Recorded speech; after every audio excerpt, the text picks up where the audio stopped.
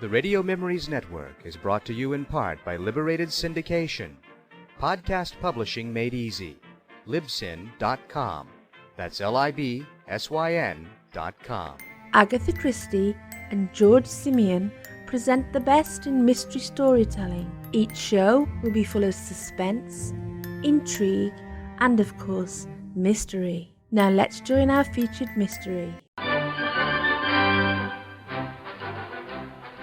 In 45 minutes, Sue Cook will be finding out what happened to the castle in which Mary Queen of Scots went to the scaffold, and what hand did fate deal Winston Churchill's French counterpart. Also, she'll be surveying the ring of coastal fortifications built to keep out Napoleon. We're making history at 3. Before that, the second in Radio 4's new series of investigations by Chief Inspector Maigret. The inspector would certainly be joining his wife for their summer holidays if a condemned man hadn't mentioned an unsolved murder. Georges Simenon's Maigret, the Bar on the Seine.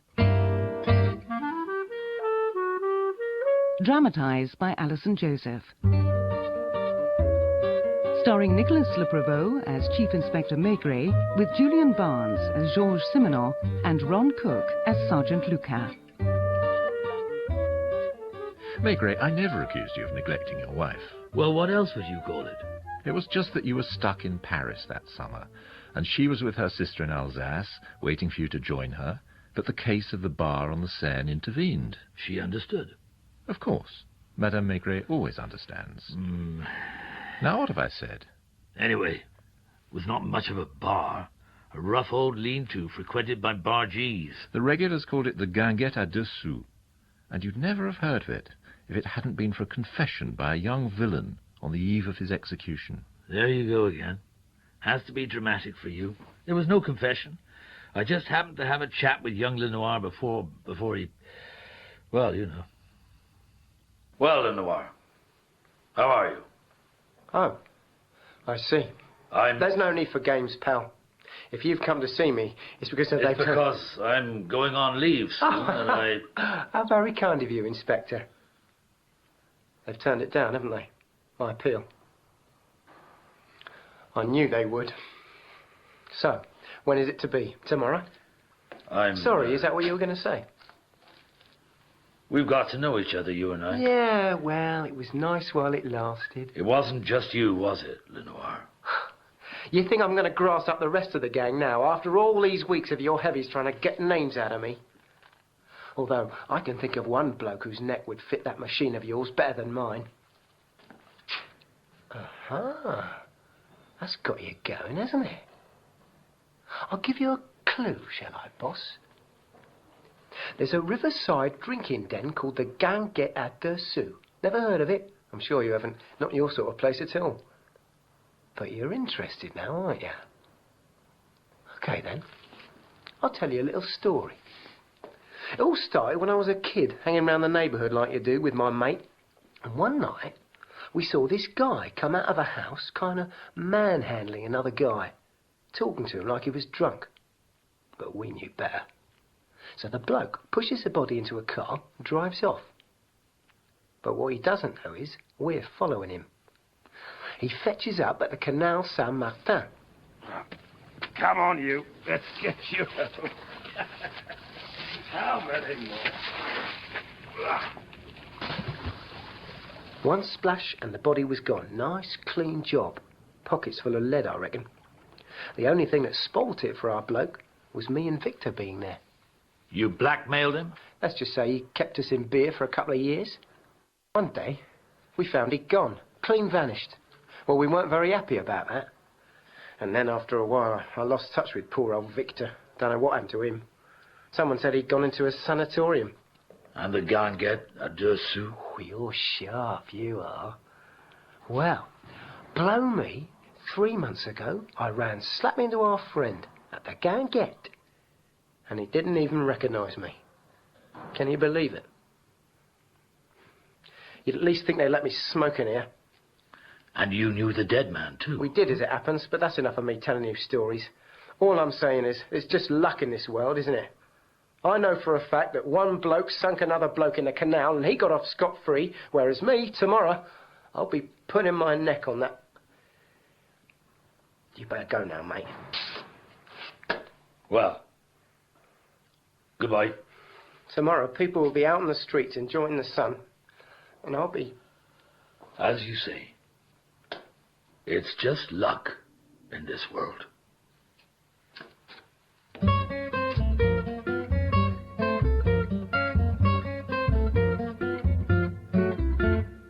Morning, Chief. Thought you were heading for the country. I am, Luca. But my wife insists I need a new hat. Women, eh? Nothing wrong with the one you've got? By the way, have you heard of the Guinguette de Sceaux up by the river somewhere? No, never heard of it, Chief. Why? Oh, just something I heard about a body which was dumped in the Canal Saint-Martin 6 years ago. So, what's new? If you want to make someone disappear, Paris is the place to do it. Shall I check the records for you? No, nothing important. Just a story told me by a dying man. Perhaps you'd like to try this one, sir. Oh, still too small. Of course, sir. I'll just see what else we've got in your size. That's the thing. It's a fancy dress, you see. Oh. Yes. The whole thing's a bit of a laugh. We're staging a village marriage at this place we go to, the Guinguette de Sceaux. How about this one, sir? What? Yes, sir. Thank you. I'm to be mayor, you see, in the charade. Do you have one with a flat brim? That seems... Yes, could I try that one there? Oh, that's better. Lovely. Just the thing. How much? 200. Oh, of course. Yes. Here you are. Thank you. I'll have this one. Goodbye. Here you are. Yes, thank you. Goodbye. Taxi! Follow that car.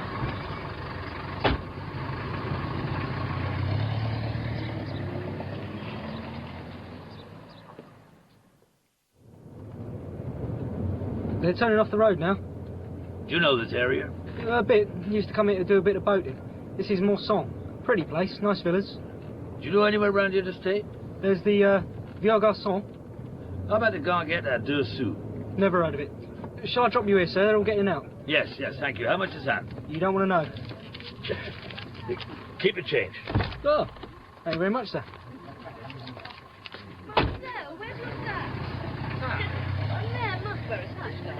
Where's the prize? Do I look all right?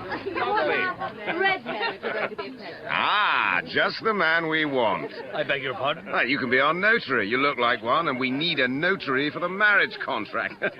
What a laugh it all is. But first, let me buy you a drink. Come along. Well, if you're sure. Did you see that? James kidnapping that poor old gent. What a cheat that man had.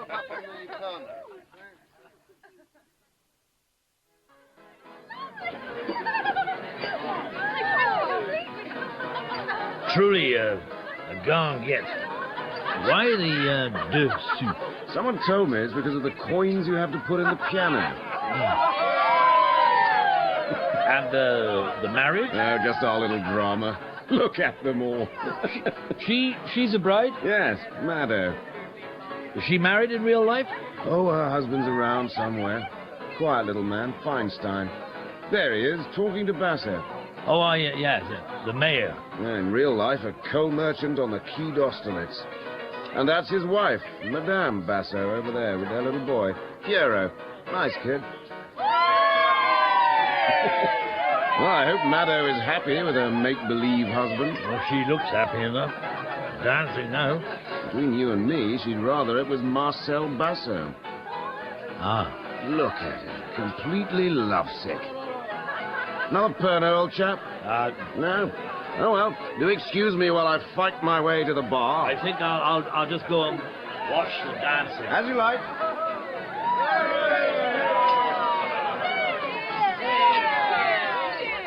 Could I trouble you for a light?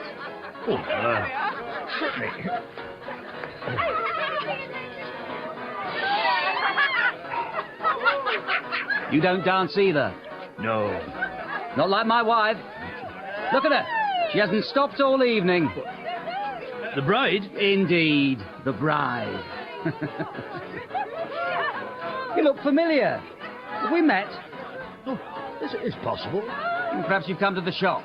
I own a hosier's on the Grand Boulevard. Oh, look at her now. She's had one too many by the way she's clinging to Basso. She loves a game like this. You married? Yes. Fellow sufferer, eh?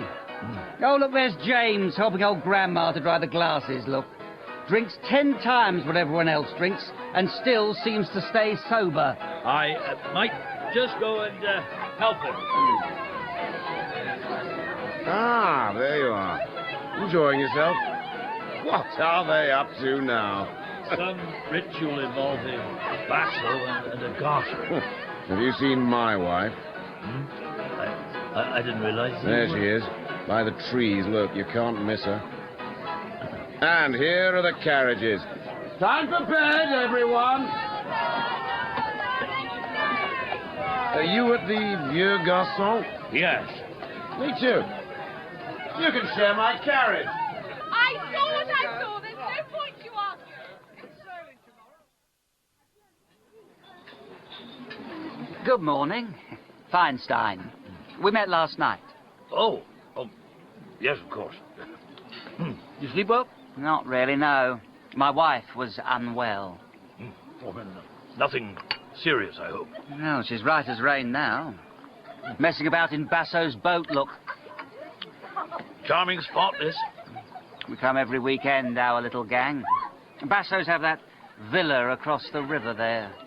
No doubt we'll go and play bridge there later on. Do you play? Yes, well, a bit. No sign of James, then? Our Englishman. Sad, really. He works in an English bank by the Place Vendôme. Leaves work at 5, and then it's the bars. It was James who found us the Ganguette, actually. Used to be just the bargees from Corbeil who'd come here. We'd stay over at St. Paul. One day we all found him here, and what with the dancing, we've kind of taken it over. Here they come, from Basso's boat. There you are, dear. I couldn't find you at breakfast. Oh. And this is? Oh, this is Monsieur, Maigret. I'm a civil servant. Oh, I'm delighted to meet you. You were there last night, weren't you?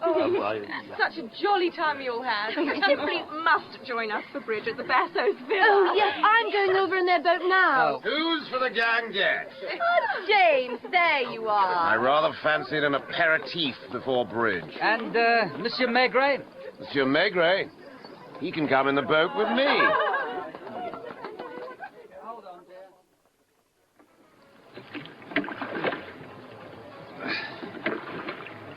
To be honest, bridge bores me. There's no wind. You in a hurry? No. To be honest, the bridge bores me, too. The Bassos and the Feinsteins have raced ahead. He has a motor, you know. They're a good lot, there. Who? All of them. All of us. All slightly lost. Don't know what to do with ourselves. But life's like that, isn't it? Is it true you're a copper? Who told you that? Oh, no one gets away with anything here. Anyway, so what? It's just a job, isn't it? It is a job, yes. I wouldn't say... What on earth? Watch out! Jumping up like that. It came from behind the Ganguette. Can this thing go any faster? It wasn't me. He's holding a pistol. Oh, my God. It wasn't. Where's my wife? Oh, my God. There's a body. It's Feinstein. He's dead.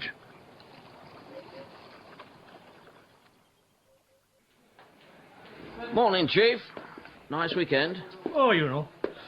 Just a murder and an arrest. Monsieur Basso. Last night he was being kept under guard at Morsangs. You killed someone? Well, that's what's so odd. He wouldn't say. tried to talk to him before he was arrested. And then he escaped. Escaped? These provincial constables. They were taking him to the station. He asked one of them for a light, and then he seized the moment and dashed away into the crowd. So, now what? A terrible waste of time, that's what. We've got officers on all the roads, 2 outside the Basso's home at the Quai d'Austerlitz, and then another 2 at Feinstein's place. And the pistol? Single shot, about a foot's distance. It was Madame Feinstein's revolver, pretty little mother-of-pearl thing. She said it was always loaded, but she had no idea her husband had taken it. Poor woman. A widow now. She doesn't stop crying, but I can't quite tell who for. Oh, if only I'd known. Please, answer my question. Oh, which question was that? How long had you and Marcel Basso? About 2 months. Best 2 months of my life. How long had you been married? 8 years. Did your husband know of your affair with Basso? Oh, good gracious, no. Supposing he had, might he have been capable of shooting a man? I don't know. He was a strange man.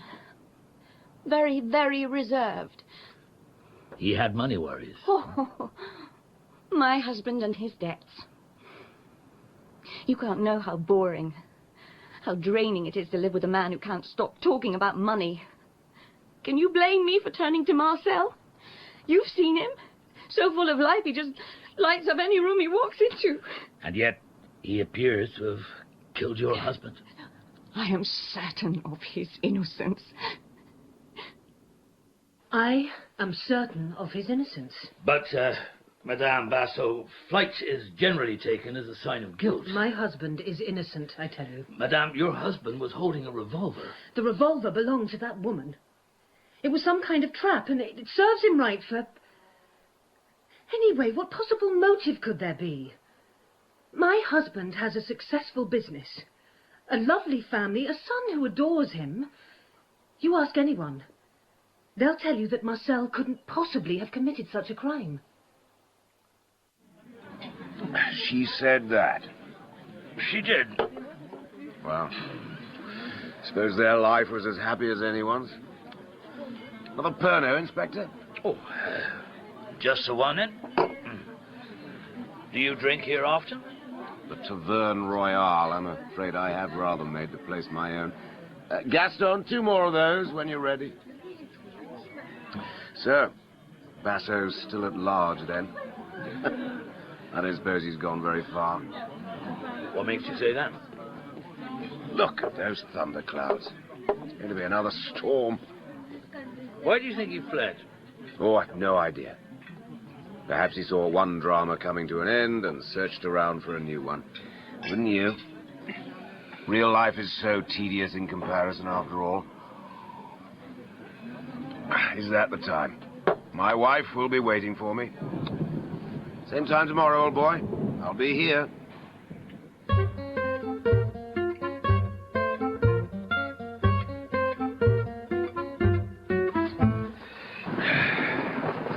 Goodness me, these summer storms.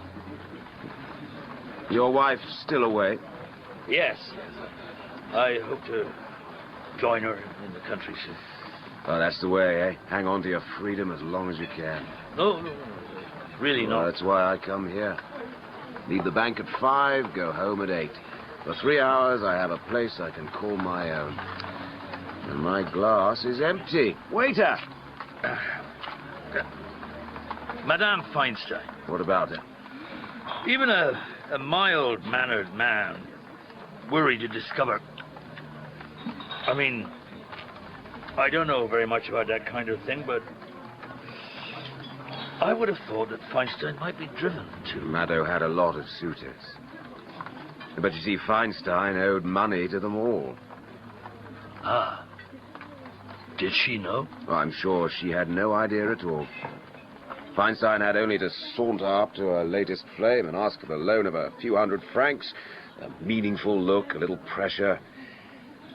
Wouldn't be so easy to refuse. You seem to speak from experience. Me? Oh, no. Good heavens, no. Will you be Joining us at the Ganguette again tomorrow? My wife is rather keen for me to join her. I thought I'd get a night train. Oh. We'll miss you. Be strange enough without Basso. But do you know, if you are coming to Morsang, we could share a taxi. Unless, what with your wife being away. My wife will understand. I see the doctor has a new car. It's his pride and joy. My husband's talked about nothing else since last night. And poor Madame Basso. A prisoner in her own home. She's had a policeman outside all week. She says that It's shameful, treating her like a criminal. We're going over to the Ganguette for lunch.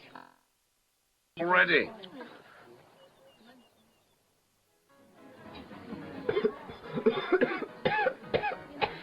Is there any more bread, Grandma?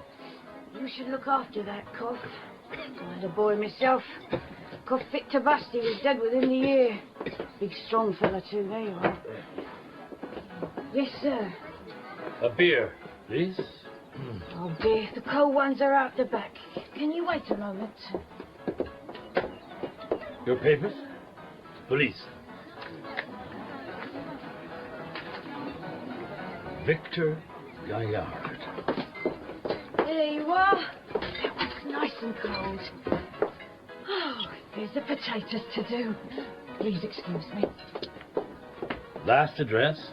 The municipal sanatorium at Gien. When did you leave? A month ago. And?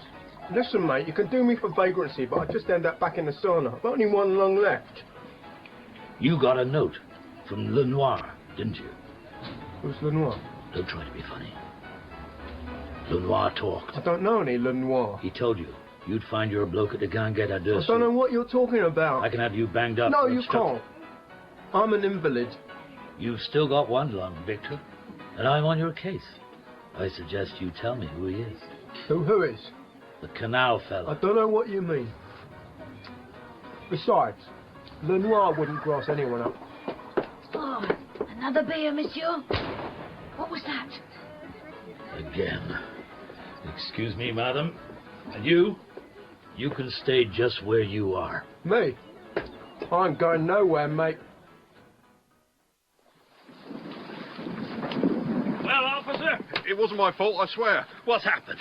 What was that shot? I fired at his tyres, tried to stop him. Who? The bloke in the posh Citroen. He drove them off. Madame Basso and the little boy. Young, thinning hair, English looking. That's the one. He was just there, engine idling, and then suddenly they both dive into the car and he's off. Too fast for us to do a thing. James, again. We've alerted all the traffic police. The roads are covered.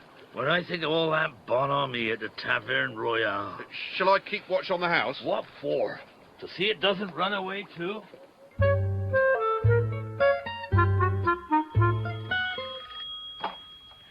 Maigret? Chief, is that you? What is it, Luca? They found the car. That bloke who nicked it, he was on the racetrack at Montclair, driving round and round with a flat tyre.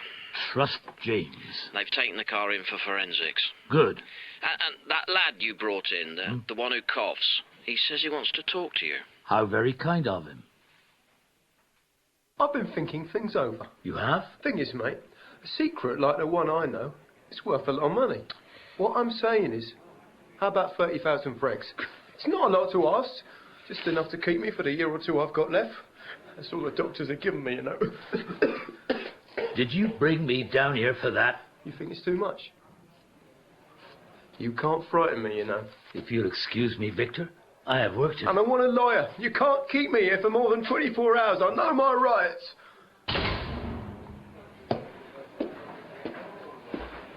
That man is cell 4. Let him go. And tell Luca not to let him out of his sight. Is that clear? As for me, I'm going for a drink at the Taverne Royale.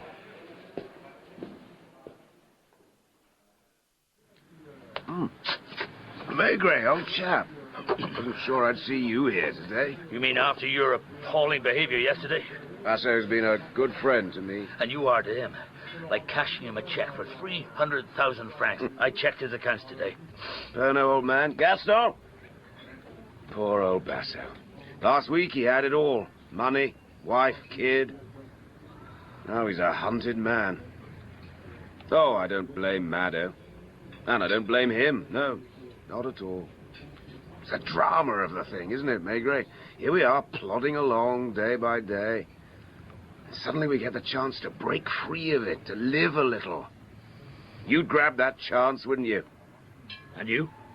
Well, let's just say I've had my moments. With Maddo? You're a man, Maigret. You've seen what she's like. The foolishness of the human race. One man dead, one on the run. Just for trying, just for once, to have a bit of happiness. But I bet I know what happened. Feinstein tackled Basso for some money. Basso said no. Feinstein whines on about ruin and dishonor, threatens suicide, brings out his wife's dinky little pistol. Oh, just for effect, of course. Basso lunges for the gun and, well, you know the rest. All on a lovely Sunday afternoon by the river. And there's you and your boys running around as if your lives depended on it. I'm a policeman, James. I have a job to do. A job? How many coppers are on Basso's case now? 90? 100? Everyone chasing around like ants just because someone's gone and poked the anthill. Another drink? Not for me, thanks. Gaston, the bill. In the end, Maigret, what difference does it make, your so-called job? Just because Basso seized his chance to live a little. Do you really blame him? Go on, then. My wife will be looking at the clock. It's all right for you. There's no one there checking on you tonight. Funny old life, isn't it? Being a copper? I meant being a man.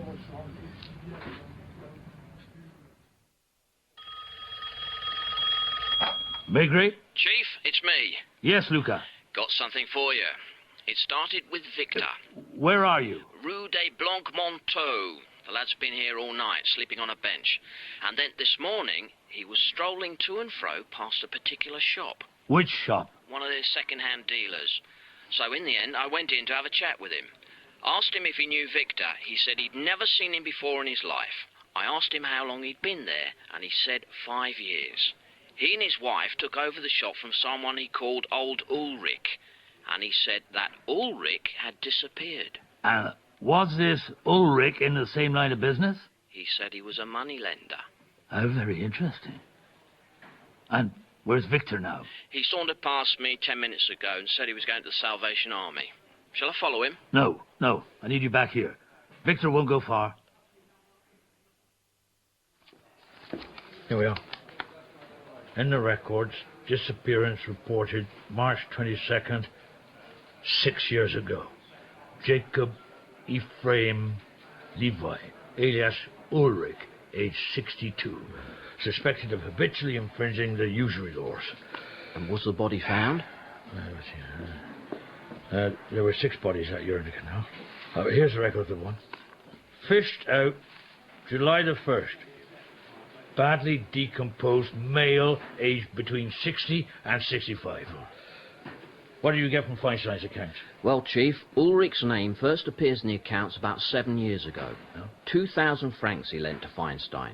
6 months later, the loan is 18,000. By the middle of March, when Ulrich disappeared, Feinstein owed him 33,000 francs. And then, nothing. Who took his place? For a while, nobody.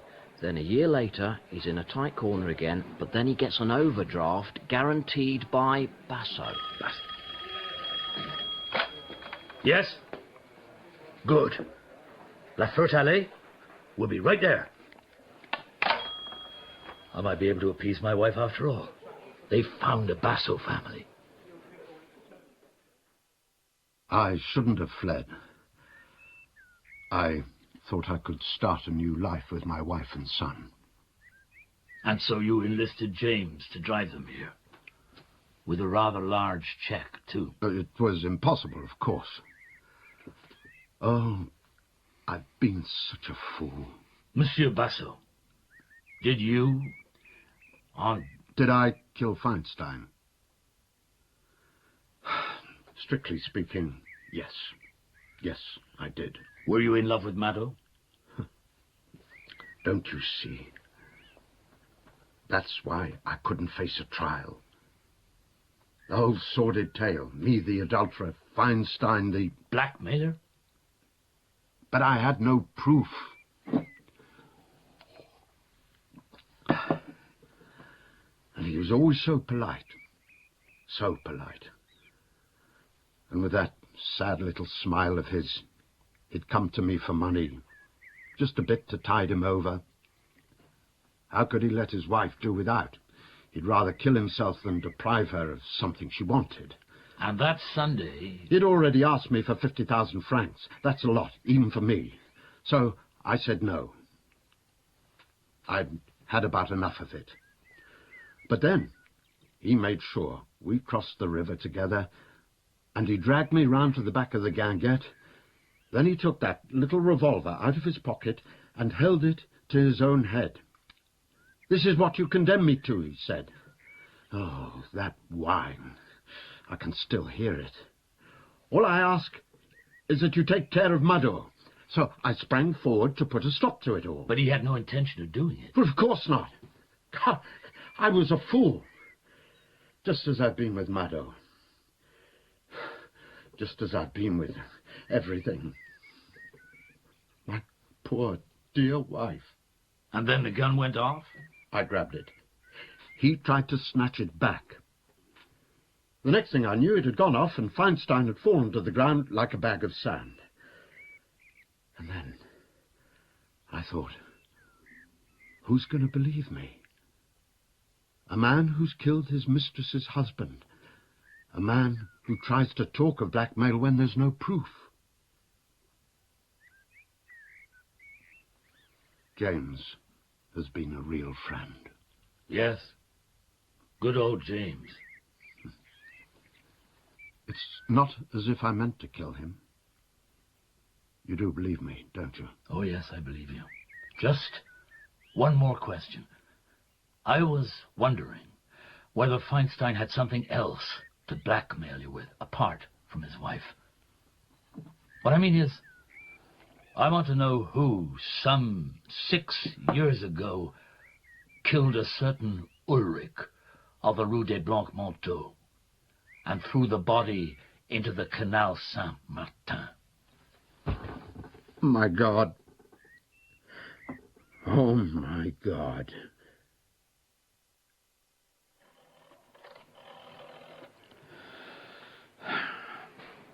Your Honor, good morning. I just thought I'd let you know the Feinstein case is all sewn up. Yes, poor old Basso is in custody, here with us. Yes? We should get manslaughter at worst. Yes, I'm off to the country on the night train. Just got to tidy up a few loose ends. Of course, Your Honor. I'll give you my report this evening before I go. Goodbye.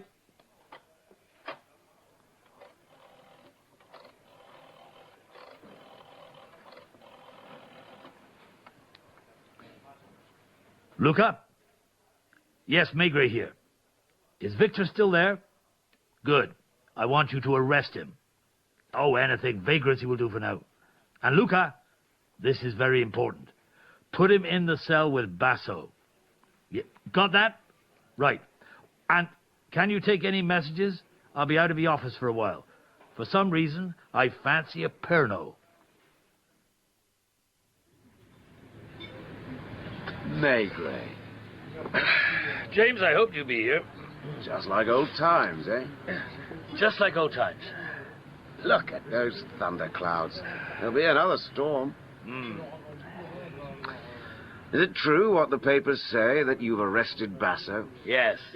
Yesterday afternoon.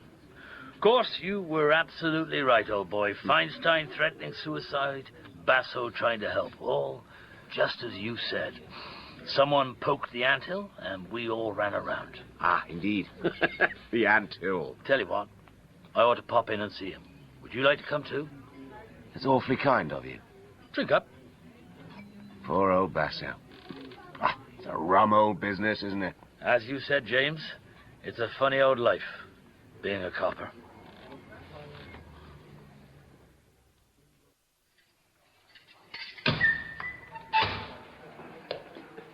Gentlemen, well, don't stand up, Basil.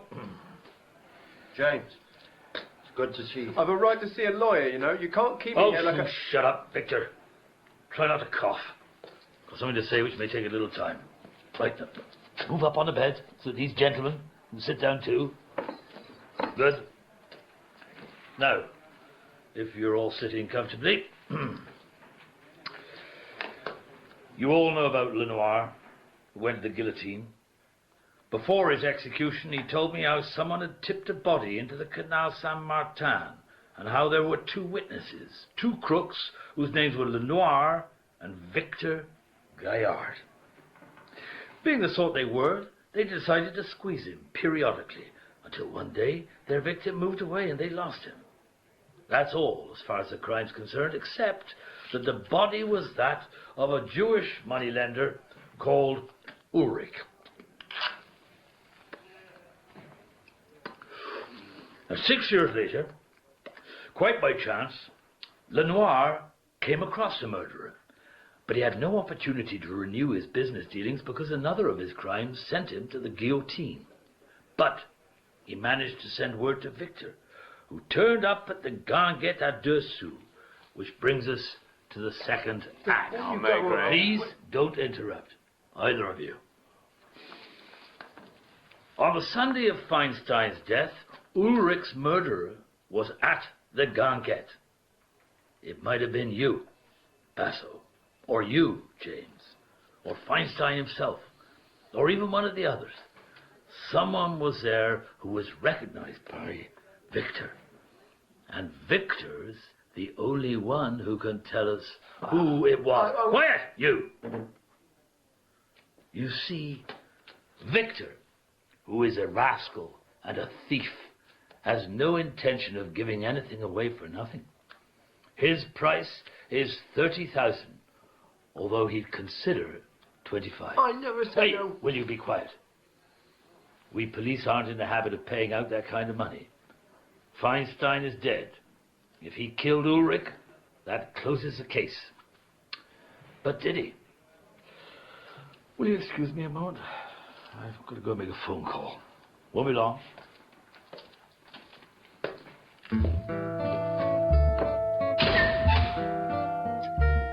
Your Honor, the murder of a certain Monsieur Ulrich, 6 years ago. The murderer? That's what I'm about to find out, sir. Yes, I know I'm catching the night train. I'll know in, about 10 minutes, I reckon. No, I'm not joking. Of course, Your Honor.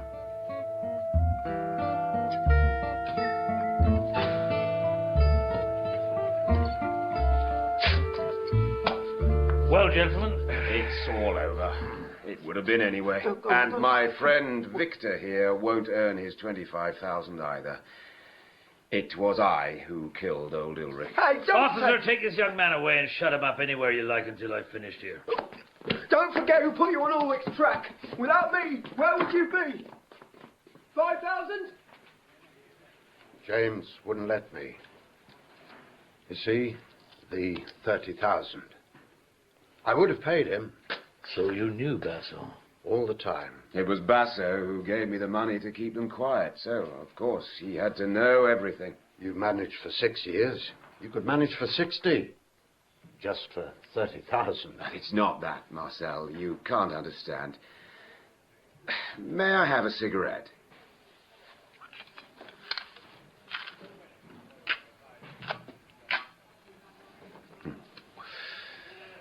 That, no Pernod.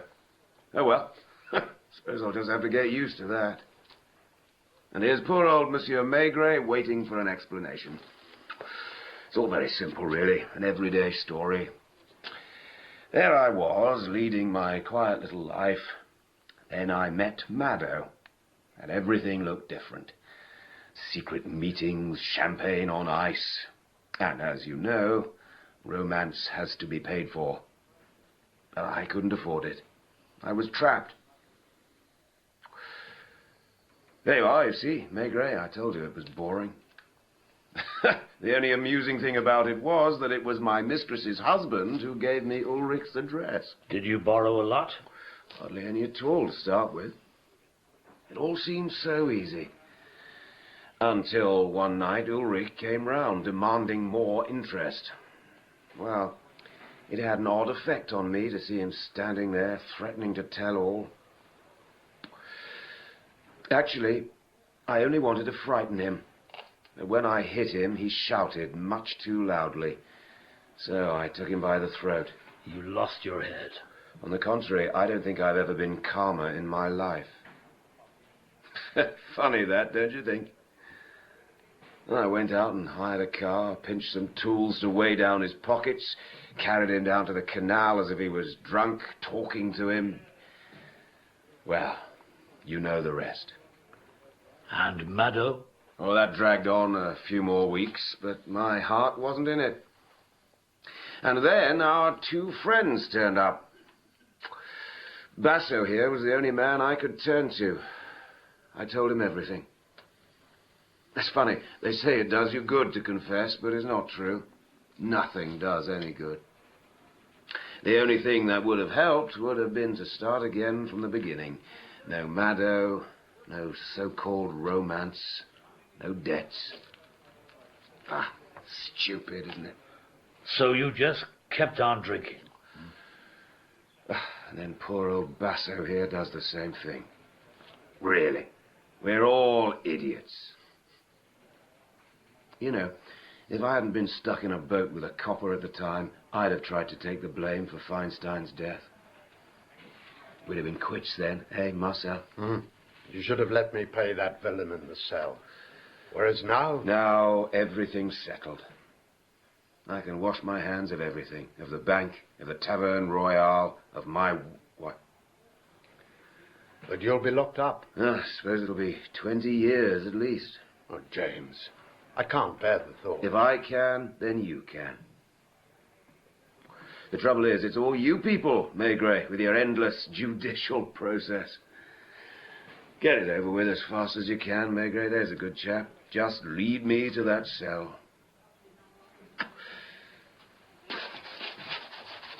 You know who I really feel sorry for? The waiter at the Taverne Royale. Perhaps you'll take my place there from time to time, Inspector. Of course, Maigret, he was English, wasn't he, your James? Perhaps that explains the sang-froid. It went beyond sang-froid, Simenon. That life of quiet despair, that tiny flat, that empty marriage. You see, I was mystified by James all the way through until I realized what it was all about. All those Pernod in the Taverne Royale, all that easy familiarity with me. It was because he realized that through me, everything could come to an end. He saw that one day I'd put my hand on his shoulder and lead him to safety, really. 20 years of peace and quiet. It was what he wanted. And then you went to Alsace? Of course, as promised. I'm surprised your wife bothered to meet you. It must have been the 4th train she'd met. Madame Maigret has enormous reserves of loyalty, as you well know. She puts up with your portrayal of her, for a start. She's delighted with my portrayal of her. She's a wonderful woman. Of course she is. But it's the way you distort the truth. Me? Yes.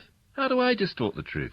Well, for example, when you described our sideboard, you said it was a bottle of sloe gin brought from Alsace by my wife's sister, when, of course, it's not sloe gin at all. It's raspberry brandy. I'm sure I put raspberry brandy. No, you put sloe gin. Madame Maigret pointed it out to me. You ought to be more careful, Simenon. These things matter when you come from Alsace.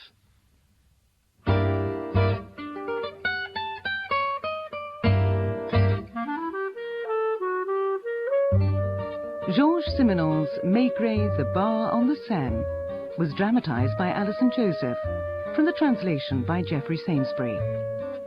Nicolas Le Prevost was Maigret, and Julian Barnes Simenon. Sergeant Lucas was played by Ron Cook, and James by Timothy Watson. Lenoir and Victor by Scott Brooksbank. Basso by Sylvester Moran. Feinstein by Jonathan Tafler. Mado by Tracy Wiles, and Madame Basso by Rebecca Egan. Emma Williams, Laura Doddington, Richard Firth, and Martin Hyder played other roles. The music was by Lucinda Mason-Brown. The director was Ned Chaillet.